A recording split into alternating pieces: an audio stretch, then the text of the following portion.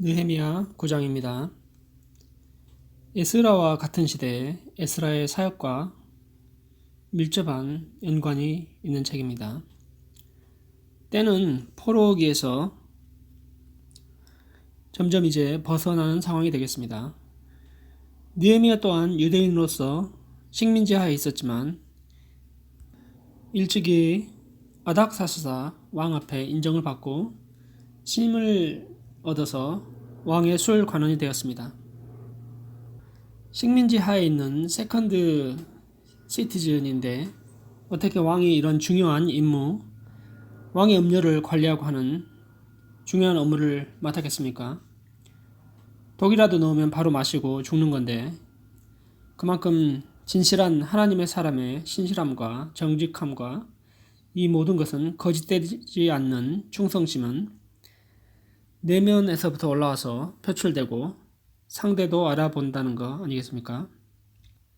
유대인의 신앙을 보아하니 절대로 저 사람들은 누구를 미워하여 독살하거나 하는 사람은 아닐 것 같다는 그런 것을 감으로도 아는 거죠.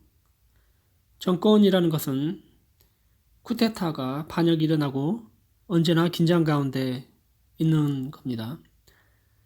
더 중요한 것은 느헤미야 1장 11절에 보면 주여 구하오니 귀를 기울이사 종의 기도와 주의 이름을 경외하기를 기뻐하는 종들의 기도를 들으시고 오늘 종이 형통하여 이 사람 앞에서 은혜를 입게 하옵소서 하였나니 그때 내가 왕의 술 관원이 되었느니라.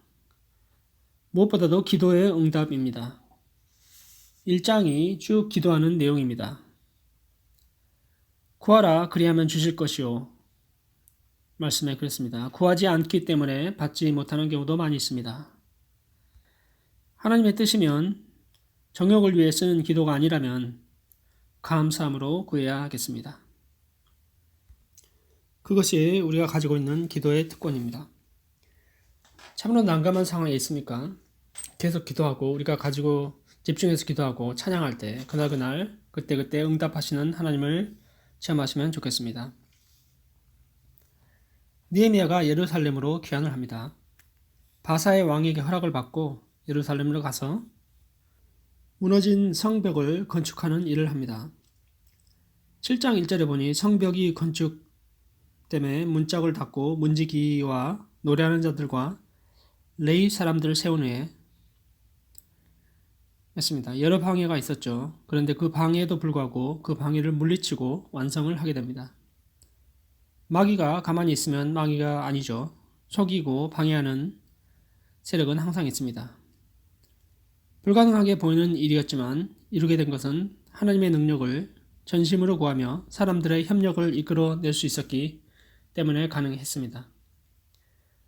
교회는 혼자가 아니라 다 같이 하는 게 이게 원리인 것 같습니다. 할 수 있거든 무슨 말이냐? 믿는 자에게는 능치 못할 일이 없느니라. 그저 긍정적인 힘을 불어넣는 말씀이 아닌 하나님의 능력이면 될 수밖에 없다는 그런 겁니다. 노래하는 자들 성가대가 쫙 서고 레위인들이 세워져서 이제 예배의 모습을 갖추게 됩니다. 8장에 와서 학사 겸 제사장 에스라와 함께 남자나 여자나 알아들을 만한 모든 사람이 모여서 율법책 낭독함을 듣게 되는 그리고 또 해석하여 낭독하는 것을 다 깨닫게 되는 말씀 부흥성회가 시작이 됩니다. 절기 중에 여호수아 시대 이후로부터 형식적으로 지켜지거나 무시되고 있었던 절기 중에 초막절이 있습니다. 이스라엘 백성이 광야에서 장막에 거하였음을 기념하여 지켜진 연례 행사였죠. 이 초막절이 율법 공부 가운데 알게 되고 이제 지켜지게 됩니다. 그 과거의 40년 광야 생활과 당시의 포로 생활사와 관련이 있어 보입니다. 그 의미하는 바가요. 그렇죠? 그날 초막절은 기쁨의 날인데 그 후 이틀 후에 9장 1절에 그달 29날에 이스라엘 자손이 다 모여 금식하며 굵은 베옷을 입고 티끌을 무릅쓰며 모든 이방 사람들과 절규하고 서서 자기의 죄와 조상들의 허물을 자복하고 했습니다.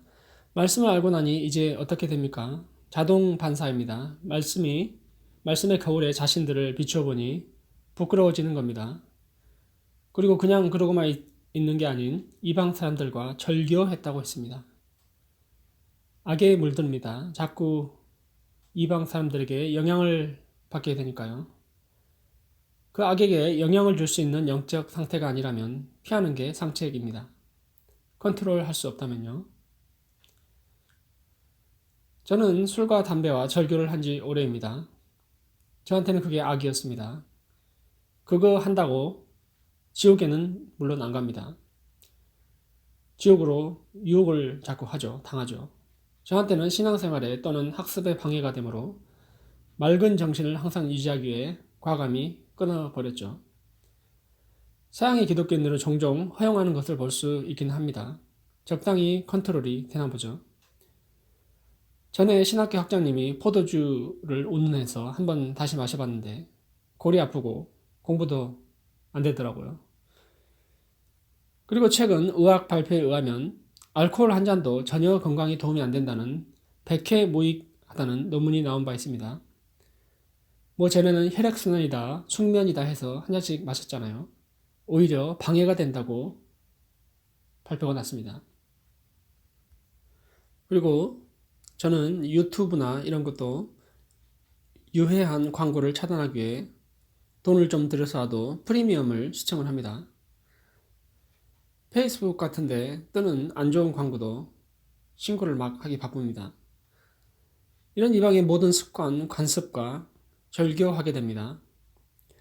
왜입니까? 하나님의 거룩한 말씀 앞에서 그분의 거룩함을 담기 위함입니다. 그래야 행복합니다. 평안합니다. 영이 살아납니다. 세상의 친구들과 대화하다 보면 과거예요. 그저 입에 담지 못한 말들을 해댑니다. 제가 그래서 그런 게 아니다. 하나님의 법에 의하면 그러면 막 비웃죠. 지금도 그 친구들과는 세상 친구들과는 좋은 관계를 유지합니다. 영향을 자꾸 줘서 예수 믿게 하기 위해서죠. 문자로 한 번은 널 위해 기도하고 있다. 예수님께 오기를 바란다. 그렇게 보냈습니다. 전에는 자기는 다신론자다, 뭐다. 저를 비웃던 녀석이 글쎄 아멘 땡큐 하더라고요. 동남아시아 친구인데요. 전에 테네브레 서비스 때 그 가족이 다녀간 적이 있습니다. 이런 특별한 행사들을 초청의 기회로 활용하는 것도 좋겠습니다. 음악에 관심 있는 분들은 이번에 콘서트도 좋겠고요. 9장 3절부터 계속적인 율법 낭독과 회개와 찬양이 이어집니다. 부흥, 리바이벌이 시작됐습니다. 그리고 나서 이제 과거 아브라함 때부터 언약을 되새기고 홍해 사건 등 과거에 종되었다가 다시 살아난 일들을 되새기고 주의 명령을 계속 안 지켜서 어려움을 당했지만 주의 긍휼히 여기심으로 또 살아나고 왕정시대에 와서 왕들과 방백들과 제사장들과 주의 율법을 지키지 아니하여 주의 명령과 주께서 그들에게 경계하신 말씀을 순종하지 아니하고 그래서 또 어려움을 당했다라고 9장 마지막까지 쭉 과거를 돌아보는 얘기가 전개되고 다시금 언약을 세워 기록하고 방백들과 레위 사람들과 제사장들과 언약을 굳게 지키겠다고 서약을 합니다. 어려움을 당했을 때에도 하나님은 선택한 이 사람들을 버리시지 않았습니다. 그저 어려움을 당했을 뿐이죠. 하나님의 거룩한 속성과 반대되는 성향은 같이 갈 수 없는 거니까요. 두들겨 패서라도 자녀를 훈계하고 바로 잡았던 거죠. 잠언 29장 18절에 묵시가 없으면 백성이 방자히 행하거니와 율법을 지키는 자는 복이 있느니라 했습니다. 지금 말로 바꿔보면 성경을 안 읽으면 마음대로 행하거니와 성경대로 하는 자는 복이 있느니라. 지금도 마찬가지입니다. 기독교인, 비기독교인을 망라하고 성경의 가르침에서 벗어나면 굉장히 어려움을 당합니다. 기본적인 영육간의 질서가 무너집니다. 세상법의 도덕 윤리 또한 하나님의 통치가 반영된 것이기도 합니다. 우리는 그보다 앞선 진리, 성경을 가지고 있음에도 불구하고 새 언약 예수 그리스도를 알고 주로 모심에도 불구하고 자꾸 사단에게 끌려다니고 이용당하는 것은, 거기에다 빛과 소금이 되지 못하는 것은 이 기준의 가르침에서 벗어나 있는 게 아닌가 하고 생각해 봅니다.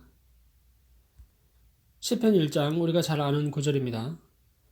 복 있는 사람은 악인들의 꾀를 따르지 아니하며 죄인들의 길에 서지 아니하며 오만한 자들의 자리에 앉지 아니하고 오직 여호와의 율법을 즐거워하며 그의 율법을 죄하려 묵상하는도다. 그는 시냇가에 심은 나무가 차를 따라 열매를 맺으며 그 잎사귀가 마르지 아니함 같으니 그가 하는 모든 일이 다 형통하리로다. 주 안에 있으면 자연스럽게 형통한다, 그런 말씀이죠. 괜히 내가 긁어 부스럼을 만들어 버립니다. 좀 참고 기도하면 형통할 텐데 내 분노에, 성질에, 사단의 부채질에 휘말려 버립니다. 근래에 다른 사람을 비방하는 말을 제가 한 적이 있습니다. 아, 어쩌고 저쩌고 그 사람이 그렇다, 굉장히 그렇다, 그러고 났더니 뒤에 죄책감이 밀려왔습니다. 말하는 것은 일단 후련하고 그 사람을 공격했으니 내 자존심이 살아났다고 생각했는데 마음 한구석으로는 이게 주님의 가르침은 아닐 텐데, 사단이 기뻐하고 있을 텐데, 그래서 마음속으로 다짐을 합니다. 그 사람을 위해 왜 기도하지 못하고 펀치를 날리려고 했나, 그 사람의 부족함을 내가 희생하고 채워주지 못했나 하고 이러면 안 되지 하는 생각을 했습니다. 말씀대로 했다면 형통하지요. 좋은 관계를 유지해 나갑니다. 나를 돌아봅니다. 나는 뭐 대단한 사람인가 하고요. 다 같이 살 수 있게 행복한 것입니다. 오늘 9장 말씀을 통해 언약을 재확인하고 갱신하는 이스라엘 백성들을 보았습니다. 매일매일 말씀의 거울에 나를 비춰보고 과연 제대로 하고 있나, 과연 예수 믿는 언약 잡은 자의 의무를 다하고 있나 생각을 해봅니다. 구원의 단계라는 것이 있습니다. 믿음을 갖게 되고 복음을 받아들이고 거듭나고 성화되어져 가고 마지막으로 주께 영광이 되어져 가는 그런 과정입니다. 이제는 초보적인 나에서 벗어나서 성령의 법 안에 거함으로 성화, 거룩하게 되어져서 주께 영광이 되는 내가 되어지기를 기도합니다. 주님, 이제 내가 사는 것은 그저 되어지는 대로, 생각되는 대로 사는 것이 아닌 성령의 법 안에서 주를 위해 주께 영광이 되어져서 천국이 우리 가운데 확장되어지는 삶으로 인도하여 주옵소서. 예수님 이름으로 기도드립니다. 아멘.